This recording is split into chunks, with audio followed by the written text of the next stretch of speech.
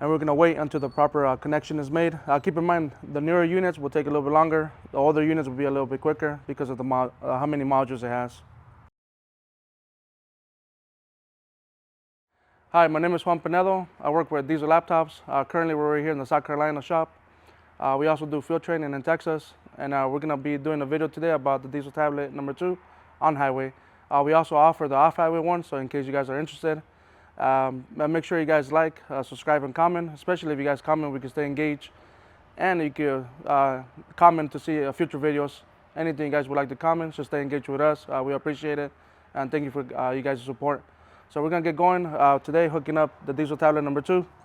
We're gonna start off with the COM device, and as we can see, this COM device, we have the 9-pin connector for this 2011 International with the MaxxForce engine.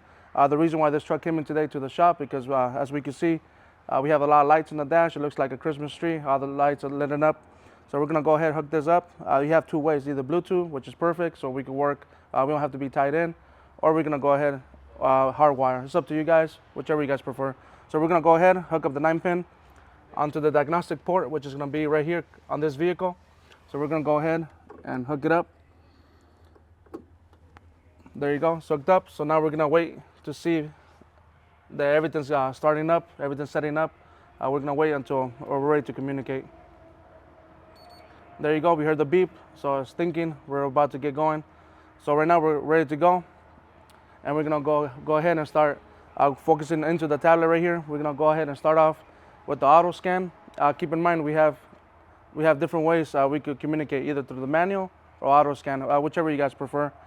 In this case, we're gonna go ahead do auto scan because like we said, we have a lot of lights on the dash. So we're gonna go ahead, hit the button, and as we can see, it gives us all the proper information right here on the tablet. It's a 2012 International. It gives us the model, engine, and the VIN number. Make sure you guys double check the VIN number. Just make sure everything's okay over here.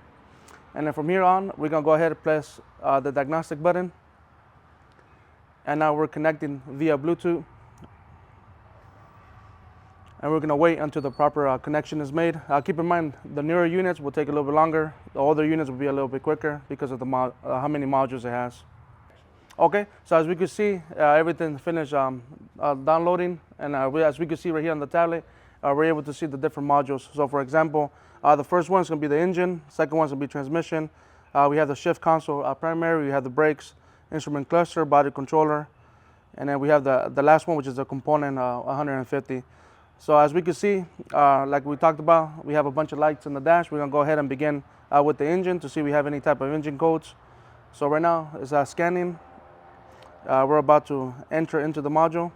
And then once it gets done communicating, we should be able to see quite a bit of information like light data, parameters, store codes. So in this case, we're gonna go ahead, we're gonna go read diagnostic trouble codes.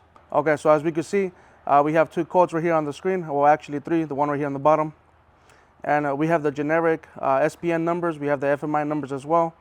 And we have the description of what the faults mean. At the same time, we're able to look at the freeze frame, data stream, and if we need any type of help or repair information, we will go ahead and select the repair info.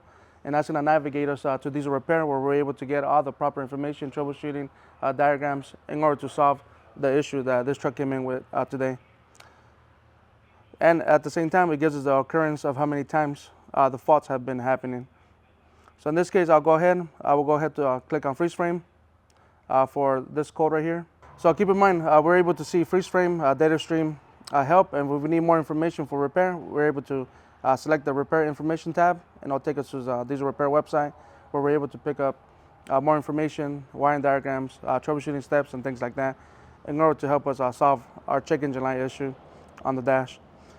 Keep in mind, a freeze frame is really important. That's basically everything that was taking place when the code said active, and sometimes we need that information in order to duplicate the scenario again in case there's an intermediate faults. So there's a lot of good information we're able to get right here with the tablet. So in this case, I'm gonna go ahead and hit the repair information tab.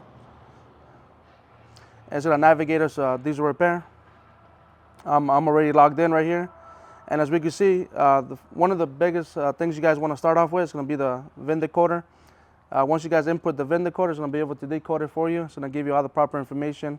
It might give you parts that are commonly replaced on this unit. If not, if you guys don't want to do the VIN decoder, we could go ahead and go to repair information, the truck fault codes.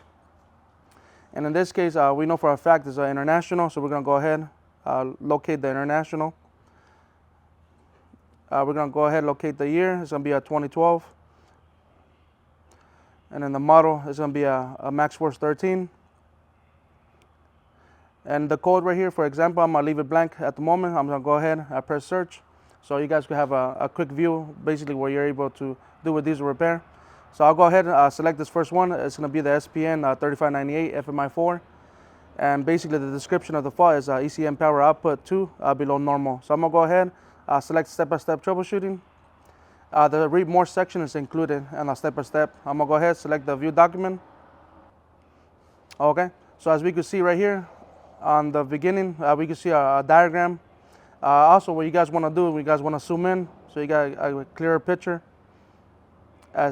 So we know exactly what we're looking at. After that, we're going to see the possible causes. It basically says ECM power output number 2 circuit short to ground. So in that case, it's letting us know we have a problem towards ground. It's shorting out. Then from there, we're going to go ahead and go to the troubleshooting steps. And we have double check that you have the right code in order to troubleshoot correctly. And then from there, we're gonna go ahead, do our voltage check, go into step 1, step 2, and then 1A, 1B, 2B, until we're able to figure out exactly where the problem is at. So this is important to have in order to start diagnosing correctly, start fixing the unit. So I'm gonna go back to the home setting. I'll go back to the diesel tablet number 2. And in this case, what I'm gonna do, I'm gonna press the back button. And I'm gonna press back one more time, and I'm gonna go into a different module. So this is the advantage of having one tool that's able to communicate to other modules. Instead of having 3 or 4 different softwares and spending thousands of dollars, all you have to do is just have one software that's able to communicate to other modules, and we're able to solve other issues. So by the time this truck gets out of the shop, we're not gonna have any check engine lights, and we won't have to worry about having any type of rework. Everything's gonna get done right, fixed properly, and the customer's gonna be happy, and we're gonna have returning customers. So we're getting to the end of our video right now. Hopefully you guys learned something. If you guys want to learn more, you guys want to see more, please comment below. We always stay engaged on the comments. We'll reply back or read the comments. If you guys have any future ideas that you guys would like to see us do, or any other diesel repair products that we sell or that we offer, please comment below.